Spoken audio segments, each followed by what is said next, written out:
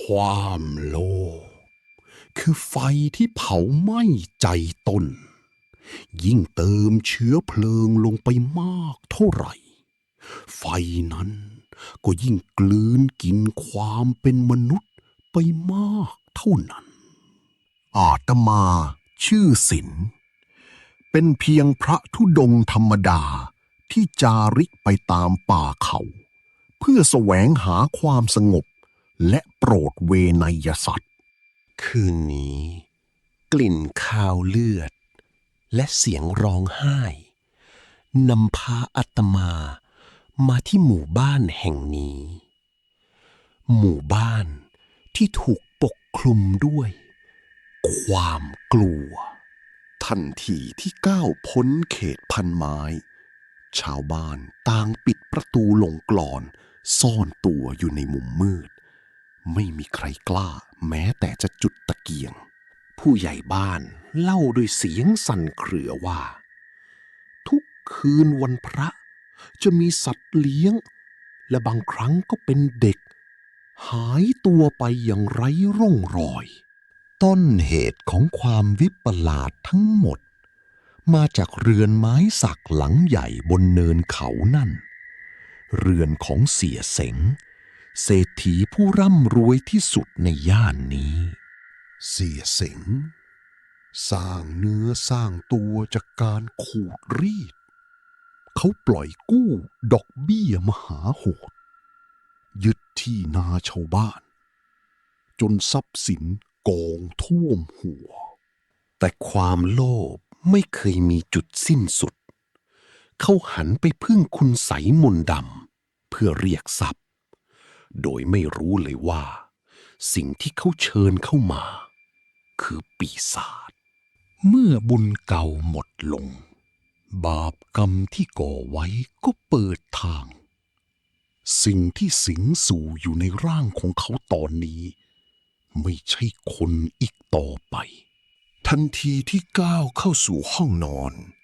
กลิ่นศพและกลิ่นสนิมเลือดคละคลุ้งไปทั่วข้าวของเงินทองถูกกองทิ้งไว้ปะปนกับกองกระดูกสัตว์ที่มุมมืดร่างที่เหลือแต่หนังหุ้มกระดูกของเสียเสงกำลังกัดกินเนื้อสดๆอย่างตะกละตะกรามดวงตาของเขาแดงฉานดังไฟนรกสติสัมปชัญญะดับสูญไปหมดสิ้นนี่คือปอบอสุรกายที่เกิดจากความโลภอันไร้ขีดจำกัดของกูเลือดของกูมึงอย่ามายุ่งเสียงคำรามแห่พร่าดังก้องมันเคลื่อนที่ด้วยความเร็วที่มนุษย์ทำไม่ได้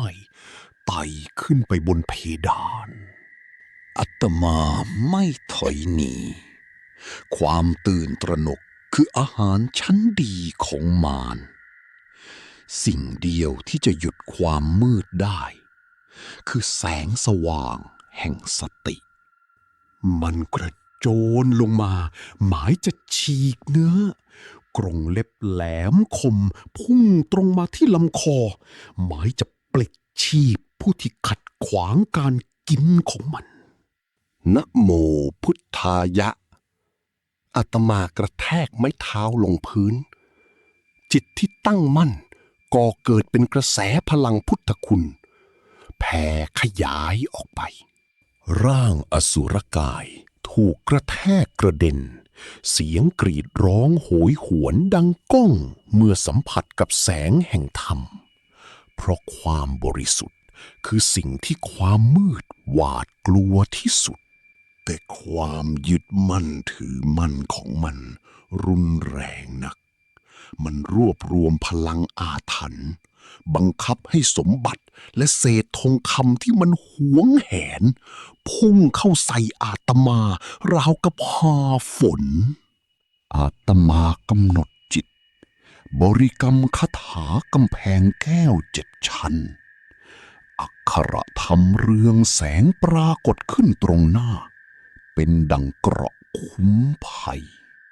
สมบัติอันจอมปลอมเมื่อปะทะกับสัจธรรม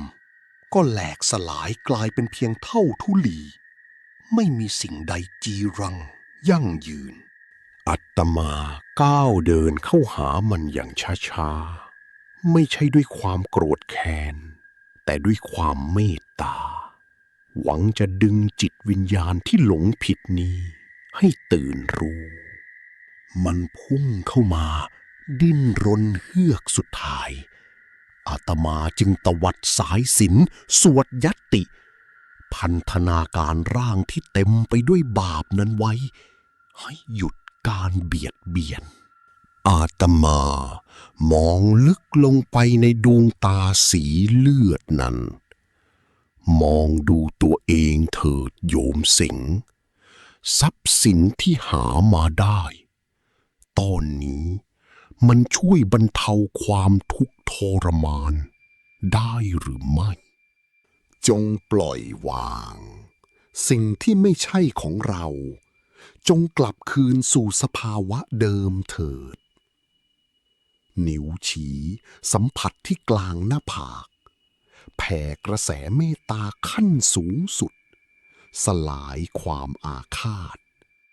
ในห้วงจิตสุดท้ายภาพมายาแห่งสมบัติพังทลายลงเสียเสงได้เห็นความจริงว่าสิ่งที่เขากอดไว้ตลอดชีวิตคือความเน่าเหม็นและกองไฟที่เผาตัวเองวิญญาณร้ายแห่งความโลภทนรับความบริสุทธิ์ไม่ไหวมันกรีดร้องเป็นครั้งสุดท้ายก่อนจะแตกสลายเหลือเพียงเศษละอองแห่งกรรมที่รอการชดใช้ร่างที่สู้ผอมสุดลงกับพื้นดวงตากลับมาเป็นมนุษย์อีกครั้งเสียเสงร้องไห้ออกมาด้วยความสำนึกผิดและความโล่งใจที่หลุดพ้นจากนรกในใจรุ่งอรุณมาเยือนแสงอาทิตย์สาดส่งเข้ามาขับไล่ความมืดมิดเช่นเดียวกับปัญญาที่ขับไล่ความอวิชชาในจิตใจคนจำไว้นะโยมทรัพย์ภายนอกตายไปก็เอาไปไม่ได้มีแต่บุญและบาปเท่านั้น